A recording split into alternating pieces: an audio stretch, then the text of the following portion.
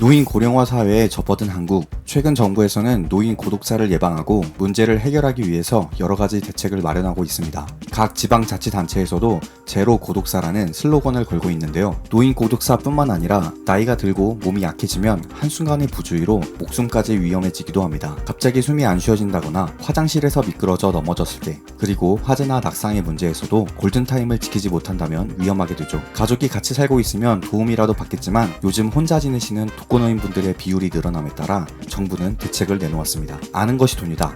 복지뉴스 넘버원 KBN 뉴스 지금 바로 시작합니다.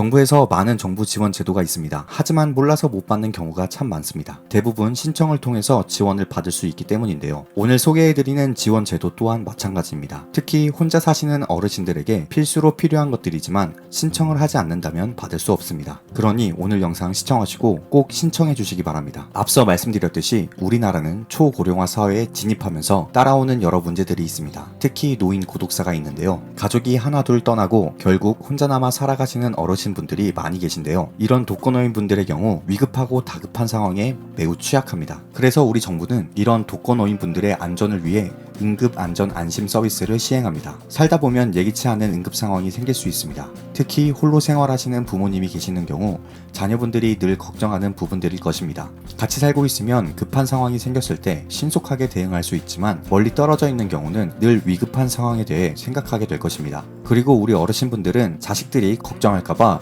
도움이 필요한 상황에서도 쉽게 자식들에게 전화할 수 없으실 것입니다. 이런 어르신들에게 꼭 필요한 것이 바로 응급안전안심 서비스입니다. 2020년 9만 가구, 2021년 12만 9천 가구, 2022년 20만 5천 가구에게 지원했다고 합니다. 올해 초 집중 신청 기간을 운영해서 많은 가구에게 지원을 했다는데요. 정부의 해당 사업이 본격적으로 시행되어 대상자를 추가 모집하여 지원하기로 했습니다. 이 제도는 신청하지 않으면 받지 못합니다. 그렇기 때문에 지원받기를 원하시는 분들은 반드시 신청을 하셔야겠습니다. 2022년 20만 가구를 대상으로 지원하던 것을 올해 2023년 30만 가구까지 대상을 확대했고 지원 내용도 더 추가되었습니다. 응급안전안심 서비스는 실제로 위험한 순간 큰 도움이 되고 있습니다. 정부에서 발표한 사례들을 말씀드려 보겠습니다. 저혈당 쇼크로 인해서 의식을 잃고 쓰러진 어르신의 활동이 감지되지 않자 응급관리요원이 자택을 방문해서 응급실로 이송해 생명을 구한 사례가 있습니다. 미리 응급안전안심 서비스를 신청했었기 때문에 활동 감지로 인해 위험한 상황을 넘길 수 있었는데요. 또 다른 어르신의 경우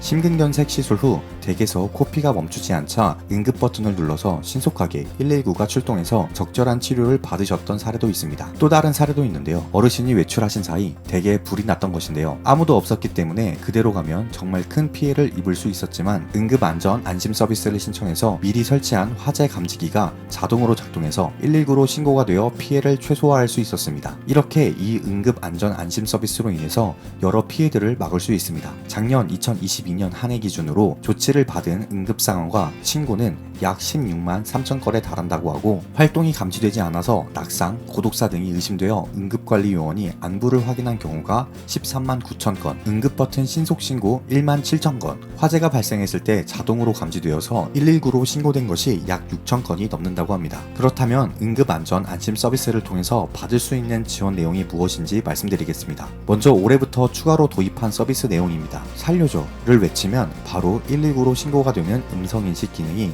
2023년부터 새롭게 추가되었습니다. 정말 위급한 순간 도움을 외치는 한마디로 119로 바로 신고가 되는 기능입니다. 그리고 활동이 감지되지 않는다면 안부전화를 하는 인공지능 케어콜 서비스도 추가로 도입되었습니다. 응급안전 안심 서비스는 집안에 기기를 설치하여 응급 상황을 119 및 응급관리요원에게 자동으로 알려서 신속하게 구조와 구급을 지원하는 서비스입니다. 이 서비스를 신청하게 되면 집안에 기기를 설치하게 됩니다. 어떤 기기들인지 자세히 살펴보겠습니다. 첫 번째로 응급 호출기입니다. 화장실이나 침실에 설치해서 응급 상황에 바로 버튼을 누르거나 음성으로 119로 간편하게 신고할 수 있습니다. 두 번째로 활동량 감지기입니다. 갑자기 활동량이 없어서 움직임이 감지되지 않으면 응급관리요원에게 해당 사실이 알려집니다. 활동량 감지기와 레이더 센서로 움직임과 심박수, 호흡 등을 측정해서 쓰러지거나 의식을 잃은 경우에 응급관리요원에게 알려 안부를 확인합니다. 세 번째로 화재 감지기도 설치됩니다. 집안에 갑작스러운 화재가 발생했을 때 화재 감지기가 작동되어 자동으로 119에 신고됩니다. 네 번째로 추가로 출입 감지기도 설치됩니다. 출입문이 열렸는지 닫혔는지를 감지해서 외출과 제실 상태를 확인합니다. 마지막으로 게이트웨이 장비도 설치되는데 태블릿 일체형으로 119 버튼을 누르면 소방서로 연결되고 통화를 누르면 저장된 비상 연락처로 전화가 연결됩니다. 해당 서비스인 응급안전안심 서비스는 보호가 필요한 취약계층을 대상으로 제공하고 있습니다. 만 65세 이상이면서 혼자 생활하며 기초연금을 수급하고 있거나 기초생활 및 차상위 계층이신 분들이 해당되나 생활 여건이나 건강 상태 등을 고려해서 상시 보호가 필요하다고 인정되는 경우에 지원받을 수 있습니다. 또한 장애인, 활동지원 수급자 등 상시 보호가 필요한 장애인 분들에게도 지원됩니다. 본인이 직접 신청하기 어려우신 분들은 대리인 신청도 가능합니다. 자녀분들에게 부탁하시거나 주변 지인들에게 부탁하셔서 신청하실 수 있습니다.